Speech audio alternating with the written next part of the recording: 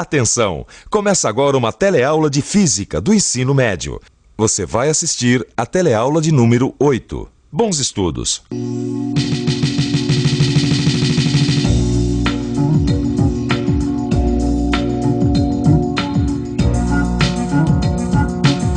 Nas nossas duas últimas teleaulas, nós aprendemos muita coisa sobre força, que ela é um vetor e que os vetores força podem ser medidos, decompostos e somados. E hoje nós vamos aprender muito mais sobre força. Nessa teleaula você vai ficar sabendo quais são as 3 leis que explicam o movimento das chamadas leis de Newton. E assim vai ficar sabendo o que é inércia, ação e reação. E vai ver que as 3 leis juntas ajudam e muito a entender os fenômenos da mecânica.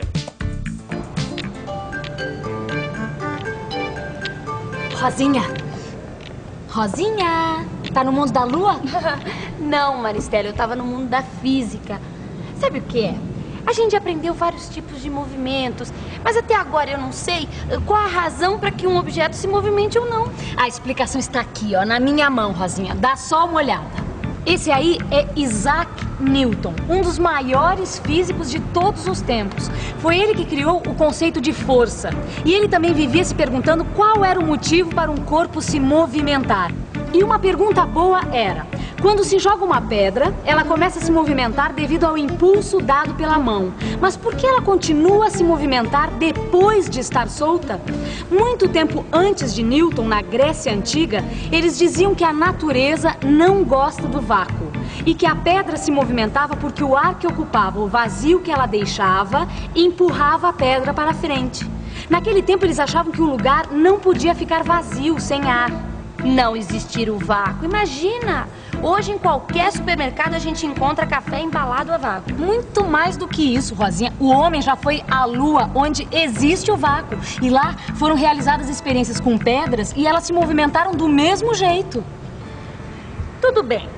Os gregos antigos estavam errados. Mas qual o motivo da pedra continuar em movimento? Mas é aí que entra Newton, Rosinha. Bom, ele bolou, ou melhor, ele enunciou 3 leis que explicaram o movimento da pedra e a relação entre movimento e força. Bom, prepare-se aí, porque agora a gente vai conhecer a primeira lei de Newton. Me responde uma coisa, Rosinha. Se um carro estiver parado e não existir nenhum motivo para ele se movimentar, ele vai se movimentar? Claro que não. E se o carro estiver em movimento e não houver nenhum motivo para ele parar, ele para? Também não. Bom, eu acho que você também sabia responder essas perguntas óbvias, não sabia? Pois é, então de certo modo você também já conhece a primeira lei de Newton. Bom, é só substituir a palavra motivo por força. E aí, a primeira lei de Newton pode ser enunciada assim: se a soma das forças que agem sobre um corpo é nula, este corpo mantém seu estado de movimento.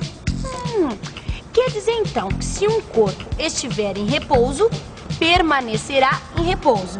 Se estiver em movimento, sua velocidade será constante, ou seja, manterá um movimento retilíneo uniforme. Ah, a primeira lei de Newton também é conhecida como lei de inércia. Inércia. Resistência que todos os corpos materiais opõem à modificação do seu estado de movimento. Se você ainda não sabe, fique sabendo que as situações muito comuns no nosso dia a dia são exemplos práticos da primeira lei de Newton, a lei da inércia. Quando o motorista dá uma arrancada, todo mundo dentro no ônibus é jogado para trás, pois como todos estavam parados pela lei da inércia, a tendência é continuar parado. É como se o ônibus fosse e as pessoas ficassem. No caso da freada, é o contrário. Tá todo mundo em movimento e o motorista breca. Quer dizer, a tendência, pela mesma lei da inércia, é continuar em movimento. Aí o ônibus fica e as pessoas vão para frente.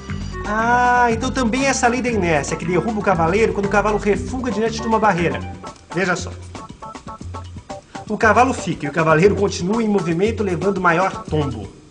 Eu estava lendo uma notícia aqui que tem tudo a ver com a lei da inércia. Num pequeno acidente de trânsito. O motorista disse que brecou, mas como estava chovendo e o chão estava cheio de lama, não teve jeito. Ah, e o guarda rodoviário também disse que os pneus estavam carecas. Então não tinha nenhum motivo, ou melhor, nenhuma força contrária ao movimento que fizesse o veículo parar.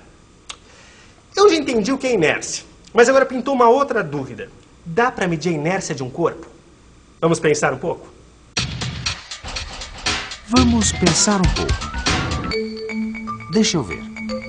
Bom, é fácil perceber que os corpos mais pesados têm maior inércia que os corpos mais leves. Afinal, é muito mais fácil empurrar um fusquinha do que empurrar um caminhão. Assim como é muito mais difícil parar um caminhão do que parar um fusquinha. Então é lógico que o caminhão tem uma inércia maior. Mas quanto maior? Será que o seu Newton não respondeu essa pergunta também? O seu Newton esqueceu de responder essa pergunta. Como medir a inércia de um corpo? Não só respondeu, como enunciou outra lei, Rosinha. Ah, já sei.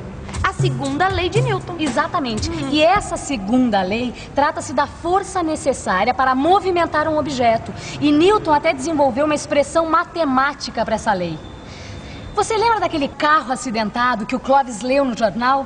Pois então imagine que logo depois da batida o carro não ligasse e o motorista tivesse que pedir ajuda para algumas pessoas. Pois então o motorista observou que com uma pessoa empurrando o carro atingia depois de 10 segundos a velocidade de 1,1 metro por segundo. Com 2 pessoas empurrando, o carro atingia no mesmo tempo 2,2 metros por segundo. 4 pessoas, 4,4 metros por segundo. E 8,8 metros por segundo. E assim, usando a relação ΔV sobre ΔT, foi possível calcular a aceleração em cada situação. Para um homem empurrando, a aceleração foi de 0,11 metros por segundo ao quadrado. Para 2, foi de 0,22. Para 4, foi de 0,44. E, finalmente, para 8, a aceleração foi de 0,88 metros por segundo ao quadrado. Vamos supor que cada homem faça 100 unidades de força, que no sistema internacional se chama Newton. Então, F1 é igual a 100 newtons. F2 é 200 newtons, F4 é 400 newtons e a força de 8 homens, F8, é igual a 800 newtons. Agora repare que interessante. Se a gente dividir a força realizada pelos homens pela aceleração produzida no fusquinha, a gente vai ter sempre o mesmo valor, que nesse caso é igual a 909,9 newtons por metro por segundo ao quadrado. Ou seja, a relação entre a força e a aceleração é uma constante. Você está querendo dizer que quanto maior a força, maior a aceleração? É isso mesmo. A força é diretamente proporcional à aceleração. Para um mesmo objeto, a divisão da força pela aceleração vai ser sempre uma constante. E é essa a segunda lei de Newton, que pode ser escrita assim. A força resultante é igual a m vezes aceleração, onde m é uma constante. A segunda lei de Newton já está aqui, ó. F é igual a m vezes a.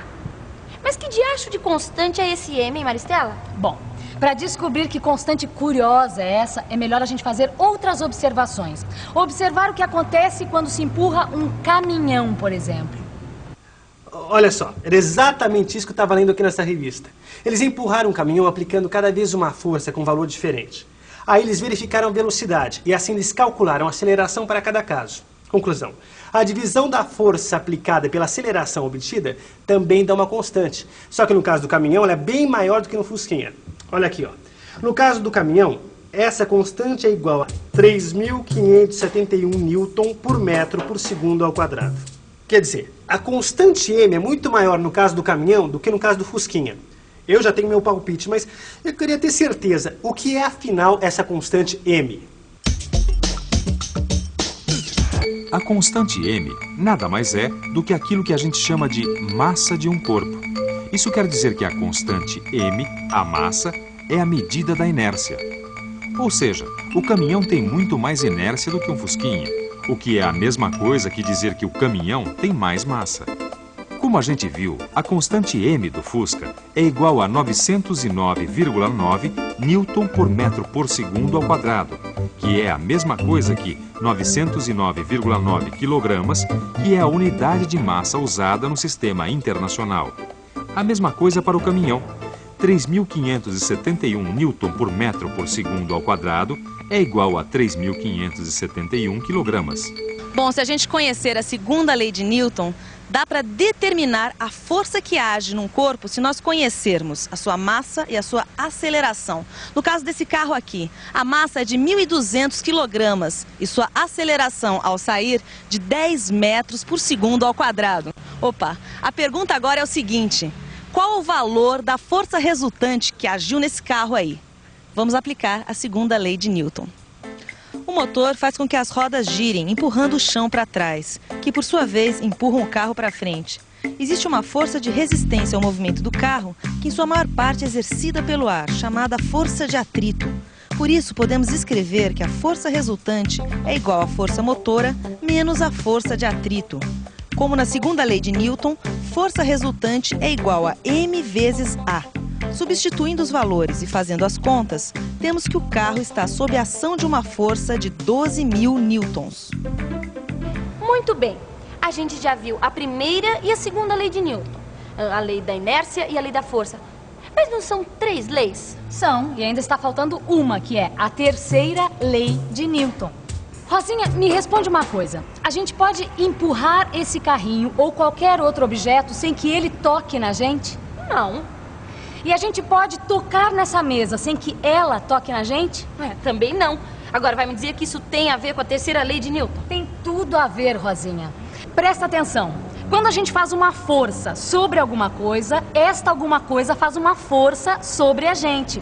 Bom, vamos voltar ao caso da freada, Rosinha. Imaginando que a pista não estivesse molhada e nem os pneus carecas, o que ia acontecer? Bom, a gente já sabe que para parar o carro precisa de um motivo. Com o freio acionado, as rodas iam travar e os pneus iam raspar no asfalto, fazendo uma força sobre ele. O asfalto, por sua vez, ia fazer uma força nos pneus, uma da mesma intensidade e no sentido contrário ao movimento, que ia fazer com que o carro parasse. Peraí.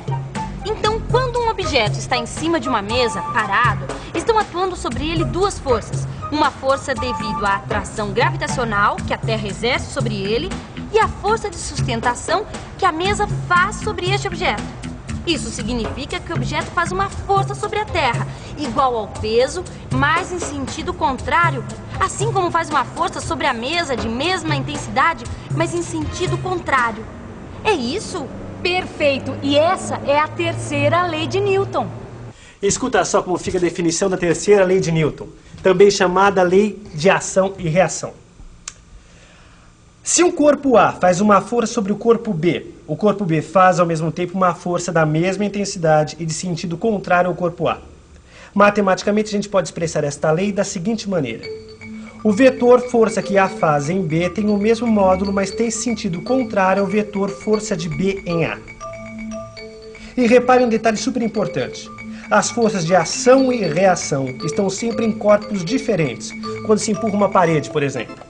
A força que se faz está na parede, e a força que a parede faz, quer dizer, a força de reação está em quem está empurrando. Bom, quer dizer que essa história de eu tenho a força não tem nada a ver, ninguém tem a força. E a força não aparece sozinha, ela aparece no mínimo quando 2 corpos interagem. Bom, agora quando eu termino de ler essa revistinha aqui, você fica com a revisão. E atenção, se liga aí que é hora da revisão. Nessa teleaula, você aprendeu as 3 leis de Newton. A primeira lei, ou lei da inércia, diz o seguinte: um corpo só altera seu estado de movimento se a soma das forças que agem sobre ele for diferente de 0. A segunda lei de Newton, a lei das forças, diz: a soma de forças, ou força resultante, é igual à massa do corpo vezes sua aceleração.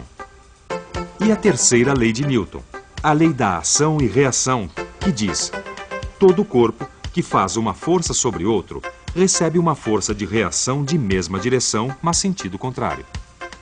E para entender essa história direitinho, você já sabe, né? Estudar e fazer os exercícios do seu livro de física. E na próxima teleaula tem mais. Até lá. Tchau!